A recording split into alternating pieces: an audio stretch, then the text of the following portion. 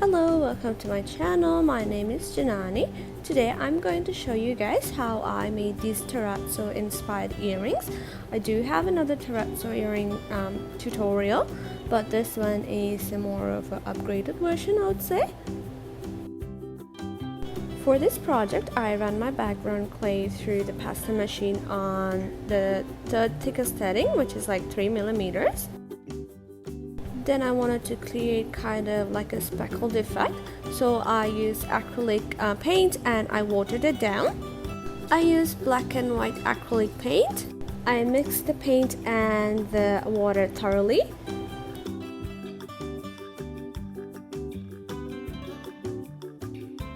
I used an old toothbrush to splatter the paint onto the raw clay.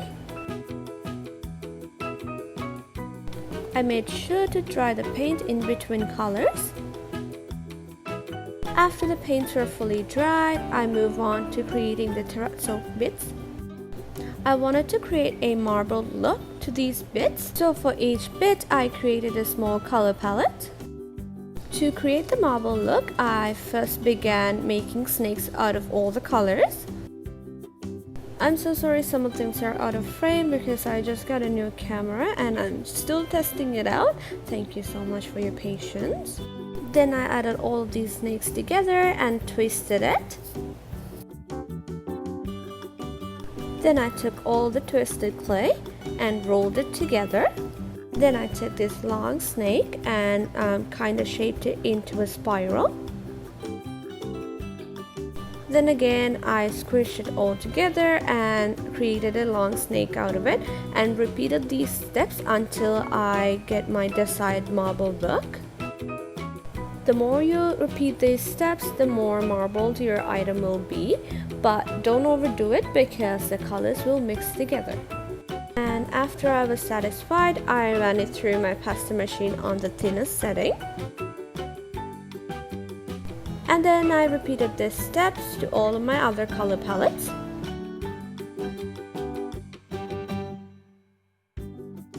Don't forget to check out the description box for all the tools and supplies in this video.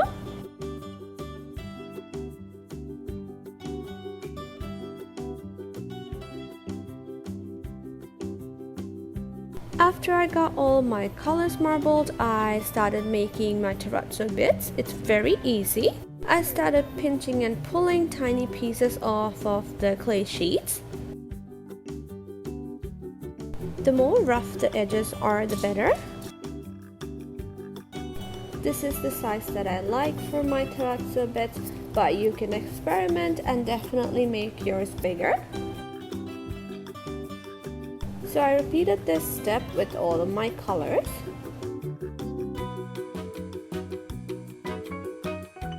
I have a couple comments asking if details on top of sheets like these fall off.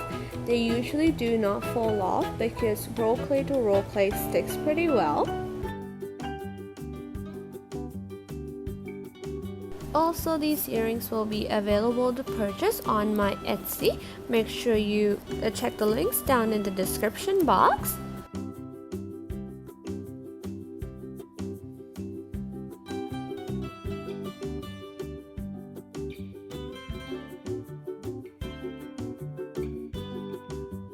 I like working on top of tiles. Like you can see, it's pretty easy to peel the slab off.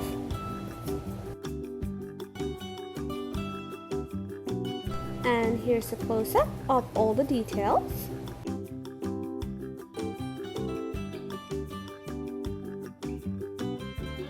I wanted my terrazzo bits to be embedded in clay, so here I'm using a roller to kind of burnish the top of it.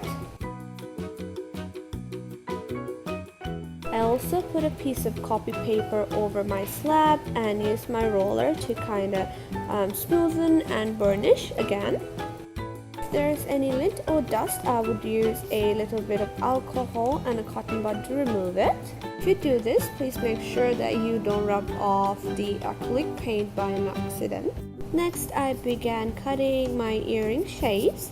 I got new 3D printed shape cutters off Etsy and I'm so excited to use them. I usually don't pre-plan my designs. I cut as much as I could get off of a slab. So these are the shapes and the styles I came up with. And like always, I use some black to offset my pattern. I baked my pieces for about an hour in 225 Fahrenheit. I use a lower temperature for a longer time because my oven is a really old oven and the temperature fluctuate a little bit. I recommend you bake samples and figure out your ideal temperature and time. Next, when the pieces are cooled down, I sanded them. I sanded these using 1000 and 3000 sandpaper using the dry method because if I use the wet method, the acrylic paints can dissolve in water. If you want more information about my sanding method, you can check out my previous tutorial. Then I drilled the holes for the jump rings. Since most of you don't feel comfortable using super glue, I'm going to show you a method that I personally like to use. Make sure you have some matching clay that you run through the pasta machine on the thinnest setting. To cut some circles, I'm going to be using a Sharpie lid because this is perfect and it's smaller than my top component.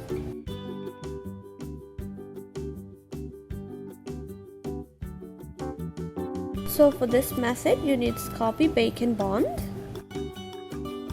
First, I use a little silicone brush and apply Bake Bond on the top surface of the earring post.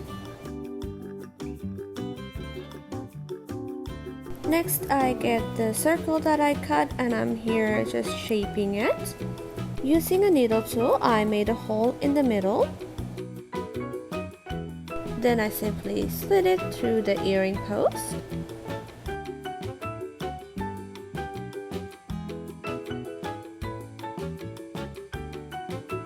Then I took my component piece and put some Bake Bond on where I want the post to be attached. Next, I placed the earring post and gently pushed around the circle. This will help the clay to blend and bond to the surface. And since I wanted this circle to be nice and neat, I used this Sharpie lid again and pushed it and shaped it. And this is how it looks, and this method is nice and clean, and in my opinion it looks very professional. And since I did a surface treatment like acrylic paint, I have to finish these. So I chose polyurethane matte varnish to finish it off. I used a soft bristled brush and my needle tool to guide me. And after the varnish is dried, I added my jump rings, and that is the end of this tutorial. I hope you guys enjoyed it and thank you so much for supporting me always. Don't forget to follow me on Instagram and I'll see you guys in the next tutorial. Take care.